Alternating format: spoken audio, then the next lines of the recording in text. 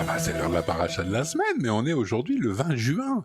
Et donc, je pense que entre aujourd'hui et demain, ça va être le jour le plus long, n'est-ce pas? L'été est à nos portes, c'est le solstice d'été. Ah, Ah oui, je sais que nous, on a un calendrier lunaire, Ouais, hein, mais c'est ça.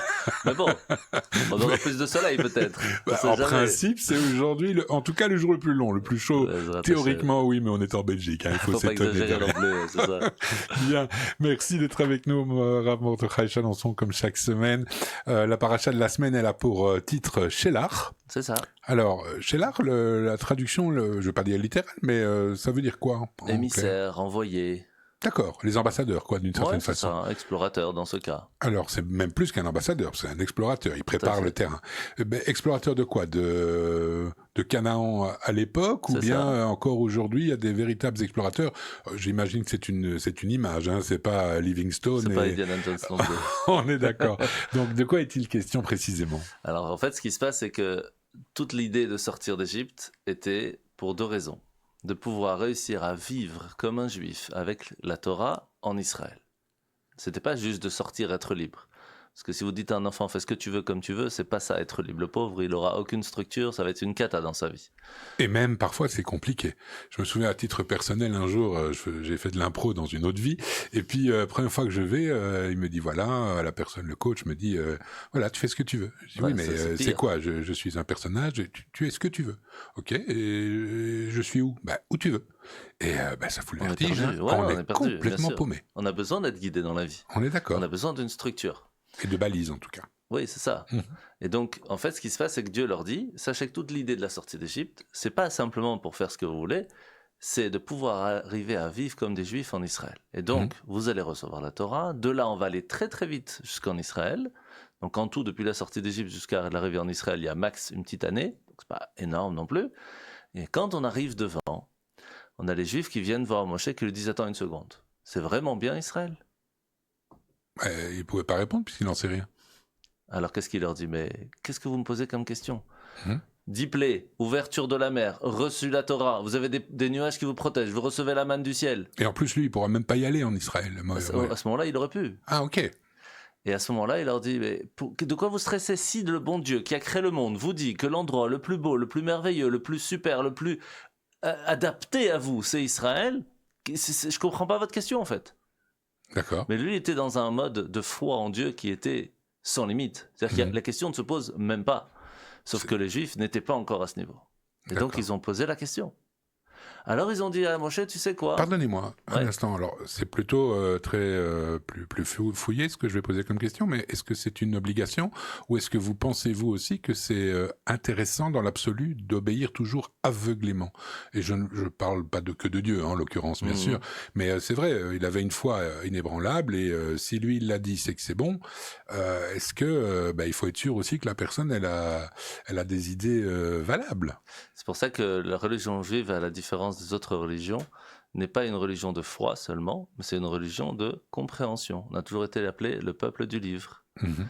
Et c'est ça qui est assez intéressant. Par exemple, vous dites à un chrétien, est-ce que tu crois en Dieu? Il dit oui, donc tu vas à l'église, oui. Tu crois pas en Dieu? Non, tu vas à l'église? Bah non. Même chose pour un musulman. Demande à un juif, tu crois en Dieu? Oui. Tu viens à la Sina? Non. Tu crois en Dieu? Non. Tu vas à la Sina Kippour? Oui. Tu m'expliques un peu comment ça marche? C'est vrai. C'est spécial. Tout à fait. Parce qu'on a ce mélange de foi et de compréhension qui doit vivre ensemble. On a le libre arbitre, en fait. Ça, tout le monde là. Mais on a... Bon, on a le droit de l'avoir. Oui, c'est pas faux. Oui, C'est pas faux. C'est on pas est mal. d'accord. Et ce qui se passe, c'est qu'on se doit de vivre avec la compréhension, mais avec la foi. C'est pour ça que quand on a reçu la Torah, on a dit Naaseh, Venishma. On va faire, parce qu'on croit en Dieu. On sait que s'il nous a demandé de le faire, c'est pour notre bien. Mais on va pas s'arrêter à ça. On est trop compliqué chez nous. On râle tout le temps. On demande tout le temps. On pose des questions tout le temps. Et donc, on va aller comprendre. Okay. Mais c'est pas parce qu'on n'a pas compris qu'on doit pas faire. Parce qu'en fin de compte, notre esprit n'est pas assez puissant pour comprendre la sagesse divine. Donc la foi est importante, mais à vivre avec la compréhension. D'accord, mais je pense que je suis content parce que la réponse est tout à fait évidente, mais c'est une vraie question en fait en même temps. Bien sûr, mais toutes vos questions sont extraordinaires. C'est gentil. Oh, passerez prendre votre chèque à la sortie. Bien. Avec plaisir. Et donc, on va revenir à donc, qu'est-ce Moïse. qui se passe? C'est que les Juifs disent à Moshe, tu sais ce qu'on va faire, puisque chacun est différent en fait. Il y en a qui aiment la campagne, il y en a qui aiment la montagne, il y en a qui aiment la mer, etc. Et si on envoyait des explorateurs, un envoyé de chaque tribu qui va aller faire le tour et après revenir en disant tu sais quoi, moi j'ai trouvé un endroit dans la campagne magnifique pour nous, vous inquiétez pas. Et comme ça tout le monde sera content, on va rentrer avec le sourire. Là on est en mode stress un petit peu. Et alors il va poser la question au bon Dieu. Et il lui dit je suis pas sûr que c'est une bonne idée, mais fais ce que tu veux. Ah ben c'est gentil. Maintenant qu'est-ce que vous aurez fait? Le bon Dieu il vous dit c'est pas une bonne idée, mais fais ce que tu veux. Bah, je serais très ennuyé, je reste poli. C'est ça. En fait, l'histoire, c'est quoi? C'est que Moshe, il s'est dit, écoute, depuis le début, les Juifs n'ont pas fait beaucoup de choix en soi. Parce qu'on est sorti d'Égypte, c'est le bon Dieu qui nous a sortis. Quand on arrive devant la mer, c'est le bon Dieu qui ouvre. À chaque fois, il nous guide. Bon, il nous fait comprendre l'importance de chaque chose, mais c'est lui qui fait.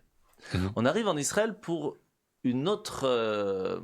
prérogative, si on veut, une autre...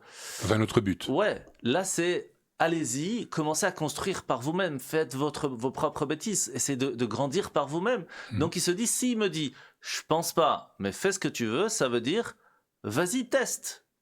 Et donc il dit, ok, on va choisir 12 explorateurs, mais les meilleurs, 12 princes vraiment extraordinaires de chaque tribu, pour que quand ils reviennent, ils vont dire du bien sur Israël. Okay. Et ils vont là-bas, et il y a des miracles extraordinaires.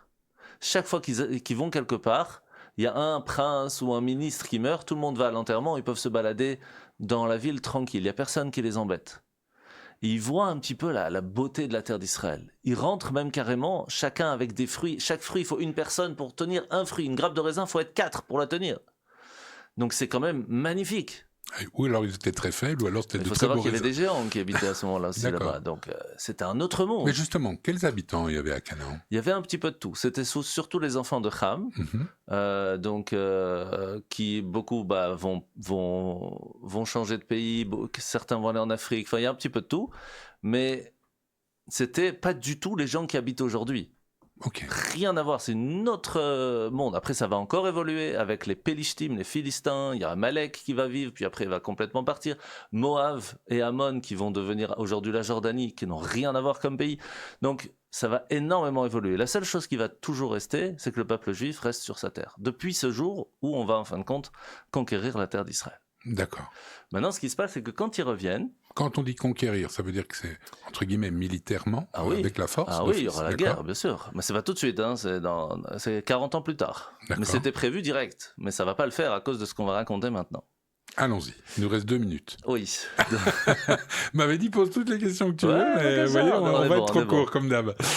Donc, ce qui se passe, c'est que quand ils reviennent, il y en a 10 qui disent, écoutez, Israël est extraordinaire. Mais franchement, ça vaut pas le coup d'y aller.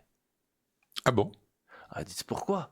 Il dit parce que les gens là-bas, et la terre en soi, le travail, la beauté, tout ce qui est là-bas est tellement magnifique que ça va nous pousser à travailler, ça va nous faire oublier le temps d'aller étudier la Torah. Donc nos enfants vont pas étudier la Torah, vont oublier de manger kasher, vont oublier de faire Shabbat, on va perdre la Torah. Il vaut mieux qu'on reste dans le désert, mais que nos enfants gardent le judaïsme.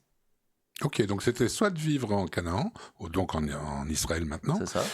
Soit sans rester dans le désert, en perdant sa foi ou son judaïsme. En tout cas, c'est ce qu'ils pensaient. Donc, en quelque sorte, si on fait la translation aujourd'hui, c'est que les Juifs de diaspora gardent mieux leur judaïsme que les Juifs d'Israël. Certains, on se rend compte que comme on n'est pas à la maison, alors on a besoin de se sentir unis, et il y a moins cette désunité qu'on peut retrouver en Israël, qui n'est pas le cas ici. On est tous unis malgré nos différences, parce qu'on n'est pas à la maison. Donc on voit qu'il y a quelque chose comme quand même, le fait qu'on n'est pas en Israël. Mais il y en a 2 qui disent, vous avez rien compris. Parce que sur les 613 commandements, il y a plus de 500 qu'on peut faire que parce qu'on est en Israël. Donc si on n'est pas en Israël, on ne peut pas faire la Torah en fait. Aujourd'hui, ça ne change pas grand-chose. Il y a une dizaine qu'on ne peut pas faire ici. Mais... Donc il leur dit, mais ok, on va peut-être perdre quelque chose. Mais on va gagner quelque chose. Et il faut tester. Si tu veux que les enfants grandissent, il faut essayer, il faut y aller, il faut travailler, il faut transmettre, il faut faire des écoles juives, faire les choses convenablement. Oui, c'est un risque. Mais ce risque, il vaut le coup. Ah bah clairement. Ça, j'imagine que... Et c'est pour cela qu'en Israël, on a cette descente qui peut être très très basse quand on arrive, mais on peut monter très haut 100 000 fois plus que si on est en dehors d'Israël. D'accord. Et donc c'est la grande question, est-ce qu'il faut aller en Israël ou pas? J'ai compris à travers vos propos que oui. Eh bien sûr. Bien sûr. Mais alors que faisons-nous ici? Allons-y. C'est une bonne question. Mais en fait, tant qu'on a encore des choses à améliorer, à raffiner dans ce monde, dans notre pays ici, en Belgique, on doit être là pour le faire. D'accord. Mais on ne doit jamais oublier la maison, c'est Israël. Bien, c'est une belle conclusion, une fois de plus. Merci infiniment, Mordechai Chalençon. Je rappelle, la paracha de la semaine a pour titre Shelach. Et on se retrouve, bien entendu, en plein été, la semaine prochaine. Nous serons le 27 juin pour une autre paracha de la semaine, puisque ça ne s'arrête jamais, les parachutes. Baruch Hashem. Merci infiniment. Avec plaisir. Shabbat shalom tout le monde. Shabbat shalom.